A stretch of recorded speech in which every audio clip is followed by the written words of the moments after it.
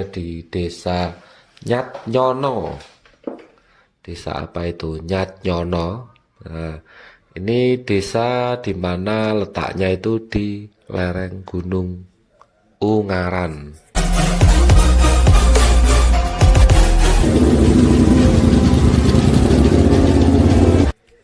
Ceritanya hari ini saya sedang berkunjung ke rumah teman.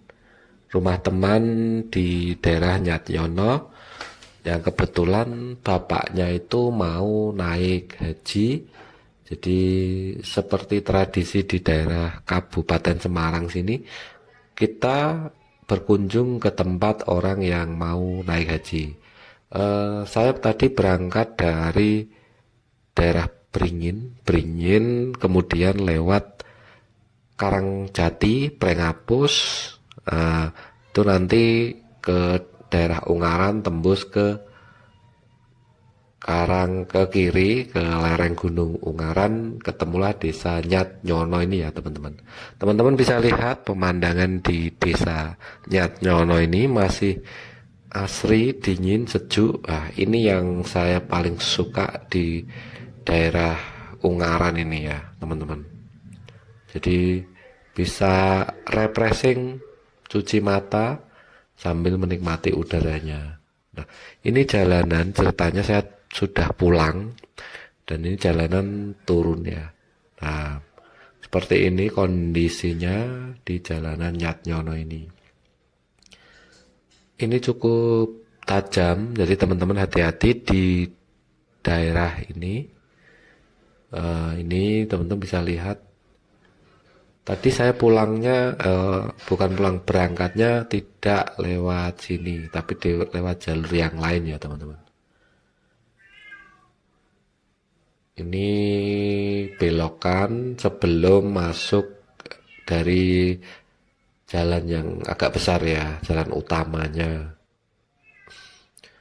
Jadi teman-teman, di desa ini tuh termasuk brandnya itu desa religi ya. Di manakah itu? Mari kita bahas ya teman-teman. Tepatnya di Ungaran Barat ya, di Semarang, Kabupaten Semarang, Ungaran Barat. Karena di sini terdapat mata air keramat. Dipercaya bila mandi di sini, segala penyakit sembuh dan doa akan terkabul. Lah, itu kan kepercayaan masyarakat ya. Kita akan cerita-cerita tentang ini.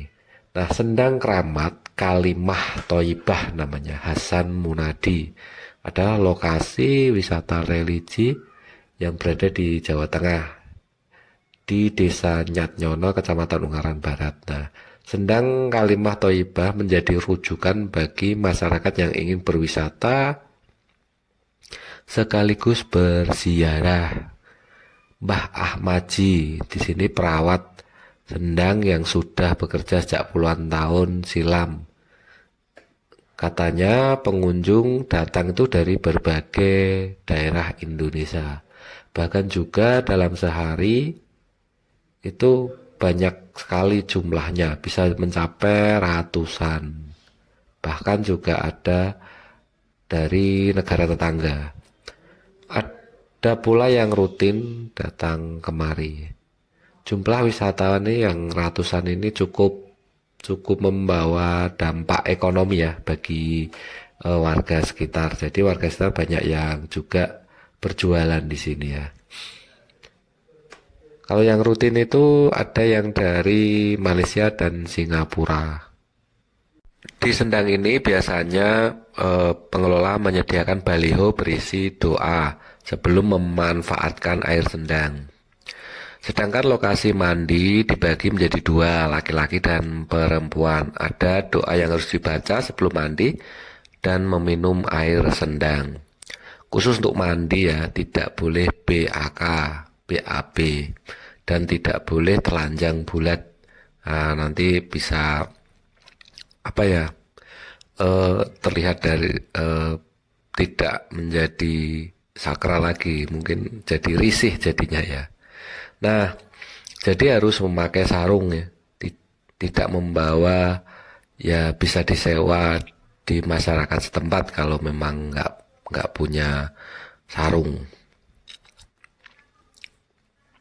Jadi jika kesini itu untuk mendapatkan kesembuhan, rezeki, atau ketenangan diri, ya berarti harus percaya dulu, baru mungkin bisa mujarab ya teman-teman. Tapi jujur saya pribadi tidak pernah ya untuk melakukan itu. Saya orangnya alami, natural, jadi pasrah aja gitu ya teman-teman.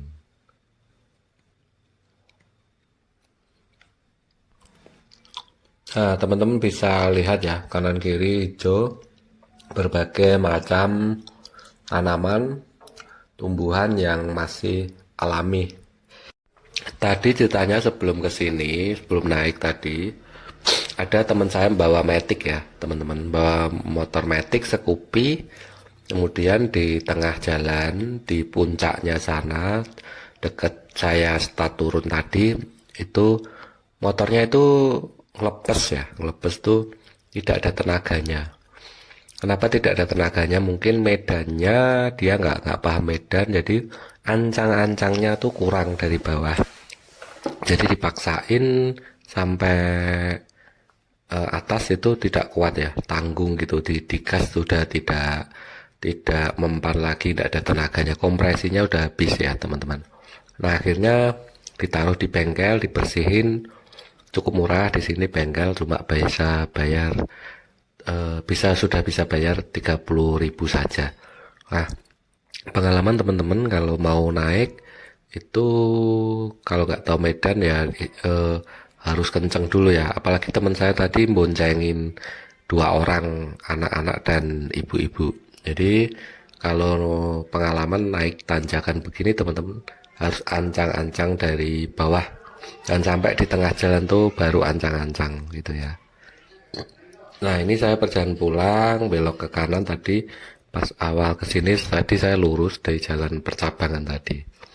Ini nanti tembusnya di jalan raya Ungaran ya teman-teman. Ini jalan raya Ungaran. Ini rencana nanti saya pulang ke arah Salatiga gitu ya. Oh ya, ngomong-ngomong tentang desa Nyatnyono tadi belum selesai ya. Ini ada tokoh yang namanya itu peninggalan masjidnya namanya Masjid Subul Salam, peninggalan Syekh Hasan Munadi, tokoh yang beragama Islam atau penyiar agama Islam yang hidup pada masa awal berdirinya Kesultanan Demak Bintoro. Beliau berdakwah bersama putranya Syekh Hasan Dipuro hingga wafat.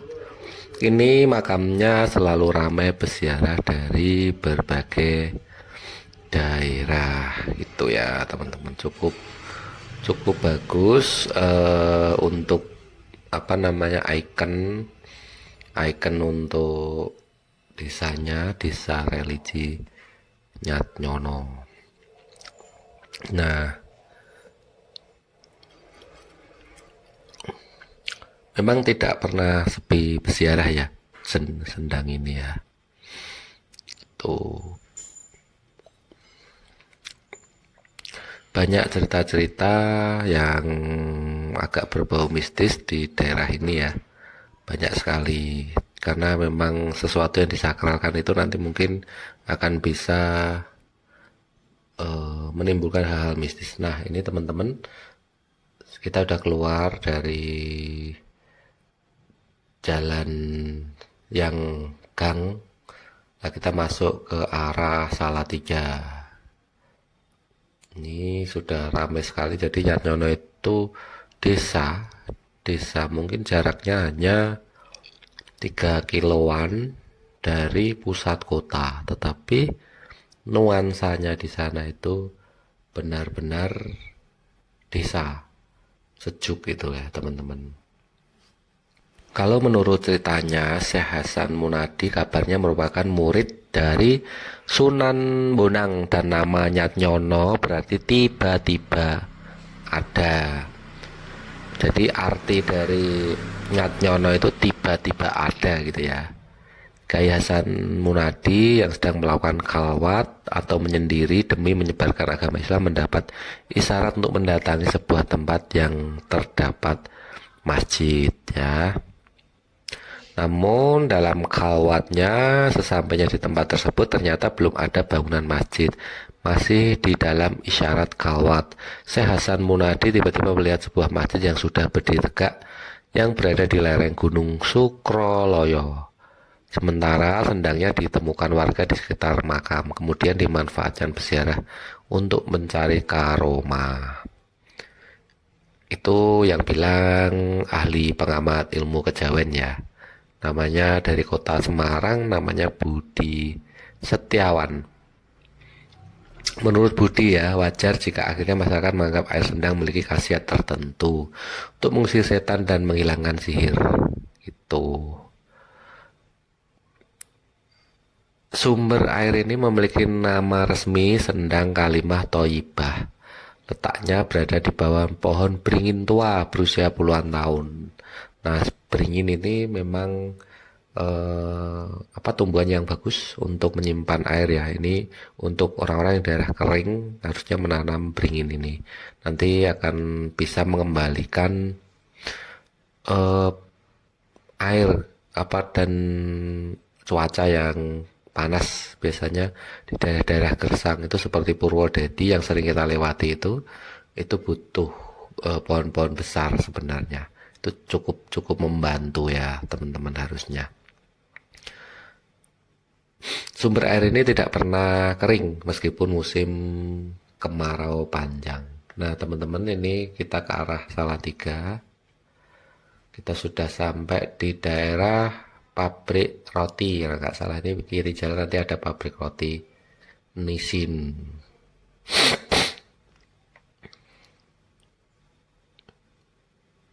Biasanya peziarah yang di Nyanyono itu membawa botol air sendiri ya, untuk dibawa pulang nanti airnya.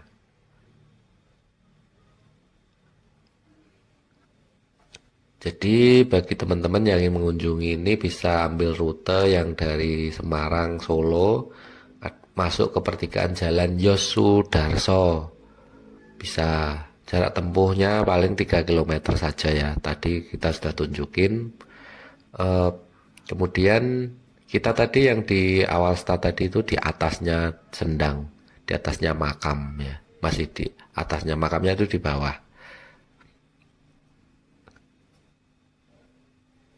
Jadi 3 km kemudian ambil arah kanan di Jalan Hasan Munadi. Gitu teman-teman, mungkin itu bisa jadi informasi sambil menikmati perjalanan. Mungkin teman-teman juga punya kenangan di jalan ini. Jangan lupa like and comment and subscribe. Mungkin teman-teman bisa tambahkan informasi dan salah bisa dikoreksi di kolom komentar. Terima kasih sudah menonton. Sampai jumpa lagi di video-video saya selanjutnya.